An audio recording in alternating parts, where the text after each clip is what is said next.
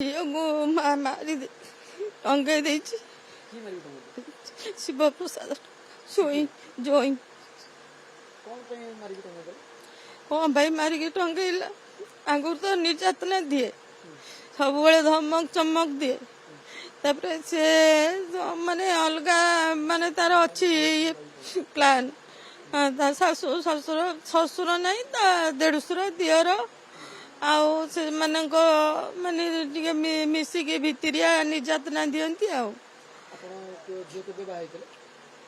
19 June 22।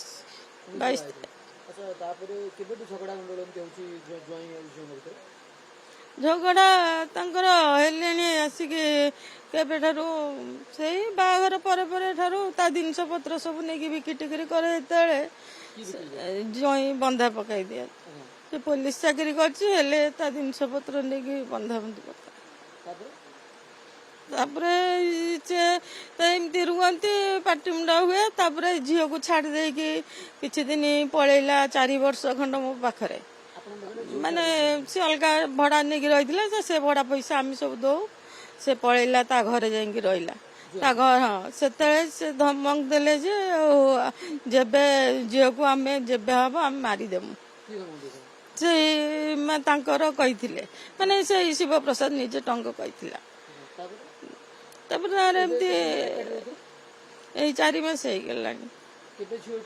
March ମାସ ଗଲା ଜଇଁ ତାଙ୍କର ନିଷ୍ପତ୍ତି ହେଲା। କୋର୍ଟରେ ସବୁ ତାଙ୍କର ଉଠେଇଲେ, ନିଜେ ବୁଝାସୁଝା କରିକି। ତାପରେ 6 ମାସ ତାଙ୍କୁ ଟାଇମ ଦେଇଥିଲେ। ତାପରେ ତା ଭିତରେ ବି କୋର୍ଟରେ ସେ ଥାନାରେ ଅଛି ତା ଯୋଉ ମୋବାଇଲ, ସେଇଥିରେ ମାନେ ତାଙ୍କୁ ମାରିକି ରକ୍ତାକ୍ତ କରିଦେଇକି ଅଛି ସବୁ ଝିଅ ମୋବାଇଲରେ। ହଁ, ମୁହଁକୁ ମାରେ, କାଠ ଫଳିଆରେ ବାଡାଏ, ଏମିତି ସବୁ ନେଇକି ଅଛି। ଆମେ ଦିନ 12ଟା ବେଳେ ପାଇଲୁ ଆଉ। ଶିବପ୍ରସାଦ ଟଙ୍ଗ କହିଲା, ମାନେ ଝିଅ ସେତେବେଳେ 11:30 ବେଳେ ଫୋନ କରିଛି। ଅଧଘଣ୍ଟାର ଟାଇମରେ ସେ କହିଲା ଯେ ଝିଅ ରସି ଲଗେଇ ଦେଇଛି। ସେ ଫୋନ, ତା ଝିଅ ଯାଇଥିଲା ସ୍କୁଲ, ଆସିଲା ପରେ ଦେଖିଲା ଯେ ବାପା ବସିକି ଫୋନ ଦେଖୁଛି, ମା ଝୁଲୁଛି, କବାଟ ଖୋଲା ହେଇଛି। ଦେଖୁଥିଲେ ଏକଥା ତା ଝିଅ କହୁଛି।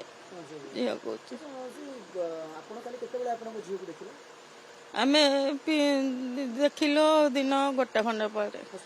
ନାଇଁ, ହଁ, ଶ୍ରୀ ହସ୍ପିଟାଲରେ ଦେଖିଲୁ। ଏଇଠୁ ଗଲା ପରେ ଟିକେ ଆଭଏଡ କରି ରହେ ଆଉ। ନା, ସେ ଆଗରୁ କହୁଥିଲା, ମାନେ ଆଗରୁ କହୁଥିଲା କି ସେ ତ ଏଇଠି ଥିଲା, ଆମେ ସବୁ ଦେଖୁ ଆଉ। ମୁଖ୍ୟ କାରଣ ମାନେ ତାର ଟିକେ ଅଛି ମାନେ ଇଏ ଧନ୍ଦା ତ, ମାନେ ପର ଝିଅ ବୋହୂ ନେଇ, ଗୋଟେ ଯାତ୍ରାପାଟି ଝିଅ ଆଉ ଗୋଟେ ବିଧବା ସ୍ତ୍ରୀ ଲୋକ, ଏଇଥିରୁ ନେଇକି ସେ ସ୍ତ୍ରୀ ଲୋକଙ୍କୁ ଯାଏ ମେଡିକାଲ ନେଇକି। ଝିଅକୁ ଏଠିକି ଫୋନ କରିବ, ଆମେ ବର୍ଷା ପାଣିରେ ଯିବୁ ମେଡିକାଲ ନେଇକି। ସମ୍ପର୍କ ମାନେ ଝିଅ ଯାହା କହେ ଆମେ ଶୁଣ ଆଉ।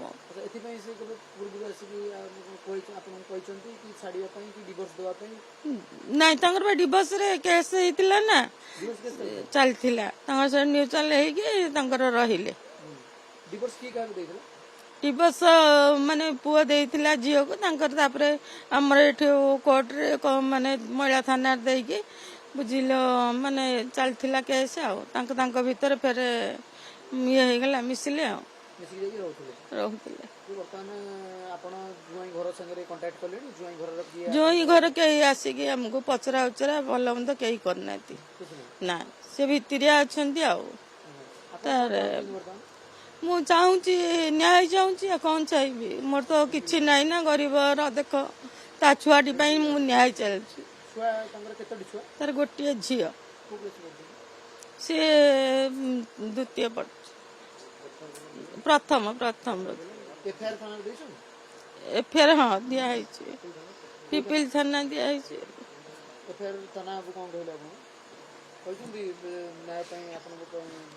ନେଇଛନ୍ତି ତ କିଛି ମାନେ ଜଣା ପଡୁନି ଆଉ ନ୍ୟାୟ କି କଣ ଆଉ ତା ଫ୍ୟାମିଲି କେମିତି ଇଏ କରିମୁ ଆମେ।